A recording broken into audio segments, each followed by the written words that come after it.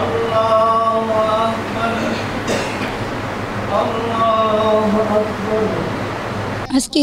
আজকে ঈদুল আজহা আমাদের অনেক খুশি লাগতেছে। সৌদির সঙ্গে রাখছি, এটা আরো বেশি খুশি লাগতেছে আমাদের। আমরা ছোট ছোট বাচ্চারা অনেক খুশি।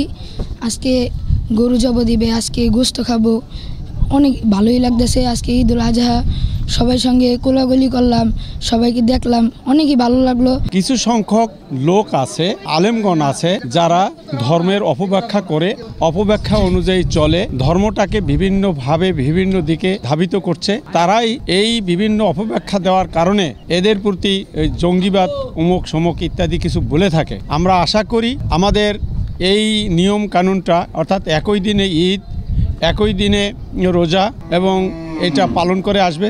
সারা বিশ্বে একই দিনে রোজা ও ধর্মীয় উৎসব পালন করা প্রত্যেকের উপর ওয়াজিব। হাদিস শরীফের এই আলোকে যেমন রমজান মাস চলে গিয়েছে, যেহেতু আমাদের মধ্যে মাহে জিলহজ এসেছে, গতকালকে ইয়ৌমে আরাফা, হজের নবম দিনে হজ অনুষ্ঠিত হয়েছে এবং তার পরের দিনে মুসলমানগণ বিশ্ব মুসলিম উম্মাহ এই দিনে তারা কোরবানি করে থাকেন। সেই ধারাবাহিকতায় আমরা আজকে জাহাঙ্গীরিয়া শাহসুবি মমতাজিয়া সিলসিলার অনুসারীরা এবং আমাদের সাথে দেখছি বাংলাদেশে অনেক লোক আজকে ঈদ করতেছেন, পশু কোরবানির মধ্য দিয়ে ইব্রাহিম আলাইহিসসালামের সুন্নাতকে পালন করছেন।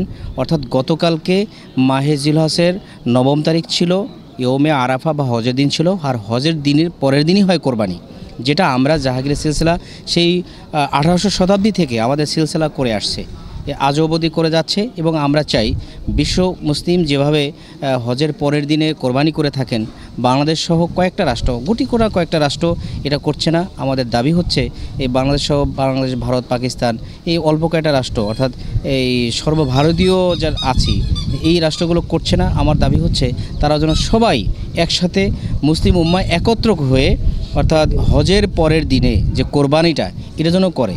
এটা হচ্ছে সঠিক দিন এবং সঠিক তারিখ, সঠিক সময়। অর্থাৎ হজের পরের দিন হচ্ছে প্রথম কোরবানি। আমরা আসলে মুসলমানগণ প্রথম কোরবানিটা হারিয়ে যাচ্ছি, কিন্তু আমরা এটাই আমাদের সিলসিলাই মাত্র এটা করে আসছে। এই ধারাবাহিকতা আমরা দাবি রাখি, সবাই যেন একত্রে এই সঠিক দিনে করতে পারে। আল্লাহ তাআলার হুকুম এবং আমাদের নবী করিম সাল্লাল্লাহু আলাইহি ওয়াসাল্লাম বলে গেছেন যে আরাফার পরের দিন আপনার ঈদুল আজহা সমস্ত পৃথিবীতে। আরাফা যেদিন হবে তার পরের দিন ঠিক পালন হবে ঈদুল আজহা। এই নিয়মে আমরা স্মরণ করে আসছি, পালন করে আসছি, আমরা আল্লাহর হুকুম মেনে আসছি। গতকালকে আপনারা সবাই জানেন, আপনার সৌদি আরবে আরাফার বয়ান হয়েছে, আরাফার যে খুতবা হয়েছে, সেটা আমরা সকলে নেটের মাধ্যমে, টেলিভিশনের মাধ্যমে সমস্ত পৃথিবীর মানুষ দেখেছি। তো কাজে নবীজির কথা অনুযায়ী, আল্লাহর হুকুম অনুযায়ী আরাফার পরের দিনই হলো ঈদুল আজহার উদযাপনের দিন।